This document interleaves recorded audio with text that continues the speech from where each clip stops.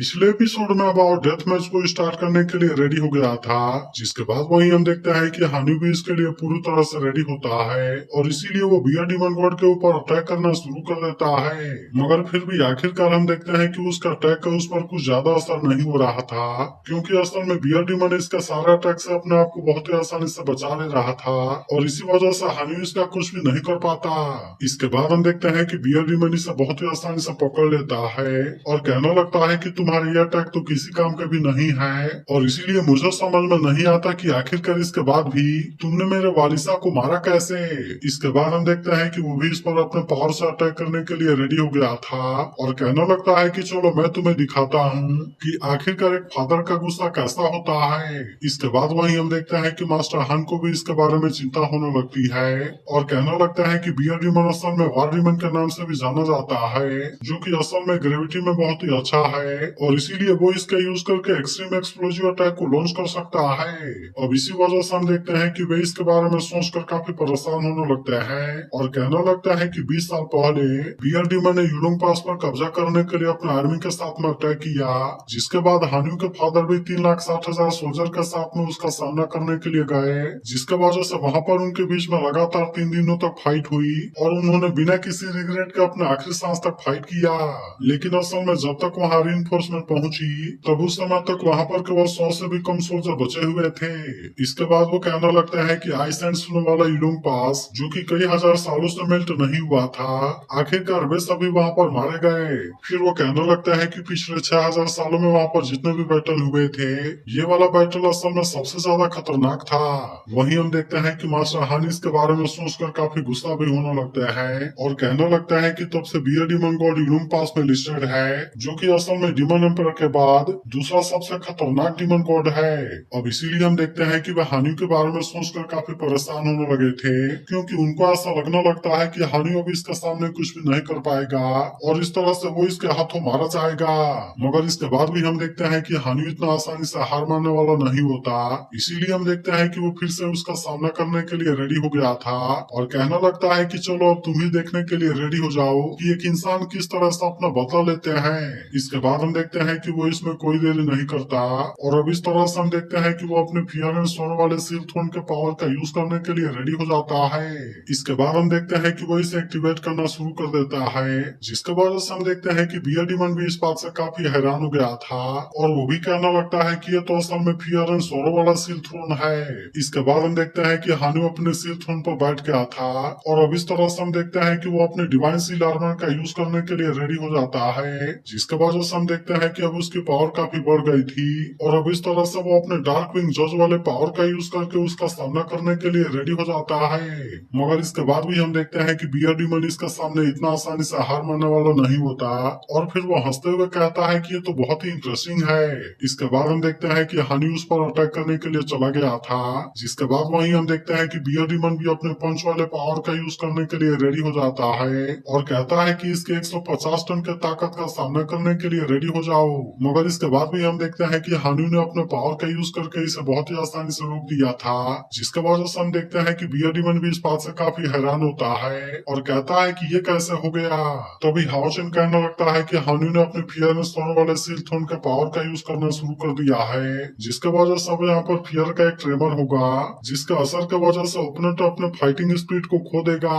तभी शहर भी कहने लगती है कि थ्रोन गॉड के ब्लेसिंग के अंडर में हानि का ओरिजिनल स्पिरिचुअल पावर भी 6 लाख बढ़ गया है, जिसके वजह से अब ये तो असल में बियर डीमन के बराबर हो गया है। जिसके बाद वहीं हम देखते हैं कि लिंग सिंह भी इस बात से काफी खुश हो गया था और कहने लगता है कि इस तरह से होप है। वहीं उधर हम देखते हैं कि हानि किसी भी कीमत पर बियर डीमन को छोड़ने वाला नहीं होता और कहने लगता है कि मैं तो असल में इसके लिए 20 सालों से वेट कर रहा था, इसीलिए आज तुम मेरे हाथों से जिंदा नहीं बचोगे। मगर इसके बाद भी हम देखते हैं कि बियर डीमन ने इसके अटैक को बहुत ही आसानी से रोक लिया था और फिर कहने लगता है कि तुम तो बहुत बड़ी बातें करने लगे और इसके बाद हम देखते हैं कि उसने हानियों को काफी दूर फेंक दिया था। लेकिन तभी अचानक से हम देखते हैं कि हानियों काफी हैरान हो जाता है, क्योंकि बियर डीमन ने यहाँ पर अपने डिमोनिक पिलर को समन कर लिया था, जिसे देख हानियों भी कहता है कि ये तो इसका डिमोनिक पिलर है। मगर वहीं हम देखते हैं कि बियर डीमन अब इसमें कोई देरी नहीं करता और अब इस तरह से हम देखते हैं कि उसने अपने डिमोनिक पिलर को अपने साथ में मर्ज कर लिया था, जिसके वजह से अब इसकी पावर काफी बढ़ जाती है।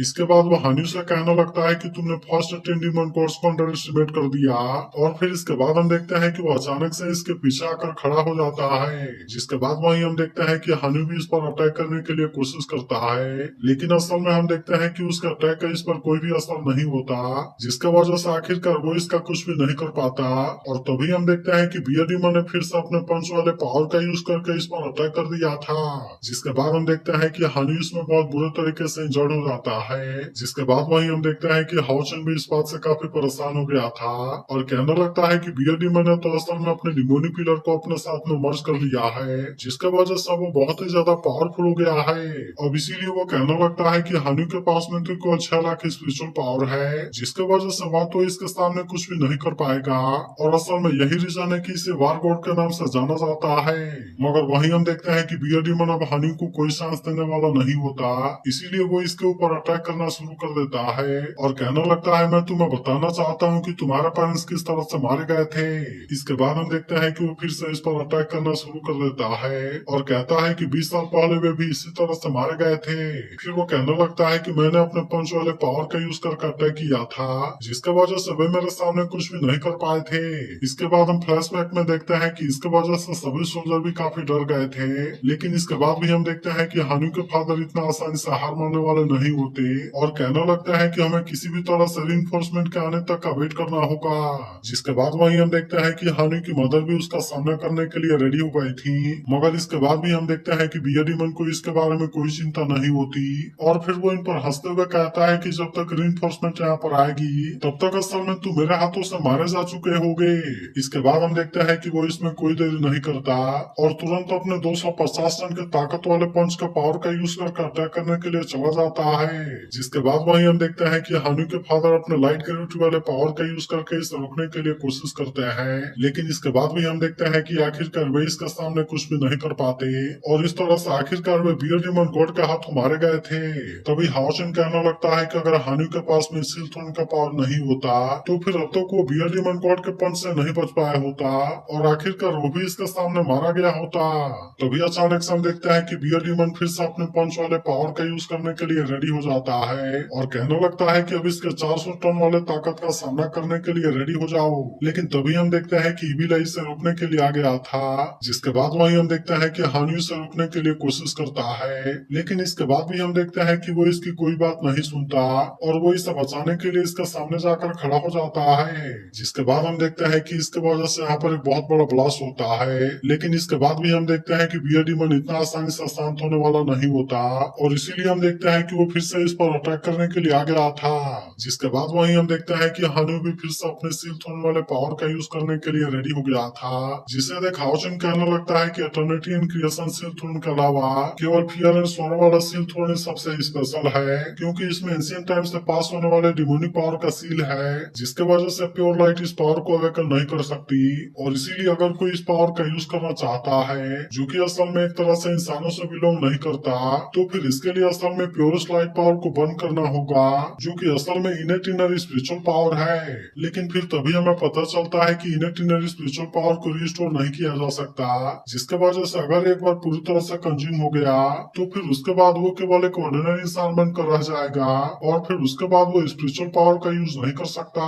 मगर इसके बाद भी हम देखते हैं कि हानि को इसके बारे में कोई चिंता नहीं होती, इसीलिए हम देखते हैं कि वो इतना आसानी से पीछे हटने वाला नहीं होता और फिर उसे कहने लगता है कि मेरे अंदर जितना भी डार्कनेस है वो असल में केवल तुमसे ही आता है। इसके बाद हम देखते हैं कि वो तुरंत बियर डीमन पर अटैक करने के लिए चला गया था, जहाँ पर हम देखते हैं कि बियर डीमन इस बार इसके सामने कुछ भी नहीं कर पाता और इस तरह से वो इसके सामने कमजोर पड़ने लगता है। अब इसीलिए वो इस बात से हैरान होता है कि आखिरकार ये किस तरह का पावर है और आखिरकार वो अचानक से इतना स्ट्रॉन्ग कैसे हो गया। मगर वहीं हम देखते हैं कि हानि लगातार इसके ऊपर अटैक कर रहा होता है, जिसके बाद वहीं हम देखते हैं कि बियर डीमन भी इसके ऊपर काफी गुस्सा होने लगा था और कहने लगता है कि अगर मैंने तुम्हारे पेरेंट्स को मार दिया तो फिर मैं तुम्हें भी बहुत ही आसानी से मार सकता हूँ। लेकिन इसके बाद भी हम देखते हैं कि हानि इसके सामने इतना आसानी से हार मानने वाला नहीं होता और इसीलिए हम देखते हैं कि वो अपने और ज्यादा पावर को सेक्रीफाइस करना शुरू कर देता है। इसके बाद वो इसे कहने लगता है कि आज मैं तुम्हें इतना आसानी से नहीं छोड़ने वाला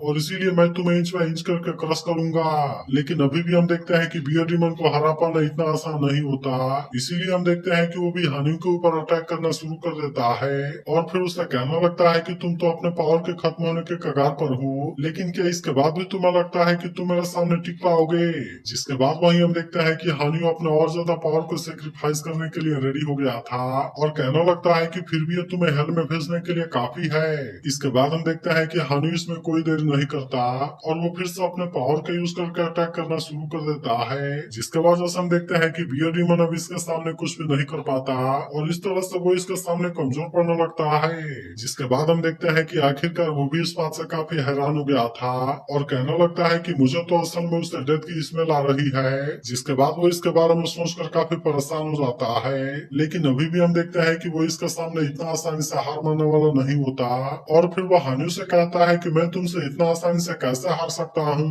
इसके बाद हम देखते हैं कि वो अचानक से अपने किसी पावर का यूज कर देता है, जिसके वजह से हम देखते हैं कि हानि अब इसके सामने कुछ भी नहीं कर पाता और इस तरह से वो इसमें फंस गया था। तो भी अचानक से हम देखते हैं कि वो अपने आप को यूडुम पास में पाता है, जहाँ पर हम देखते हैं कि वो इस बात से काफी हैरान हो गया था।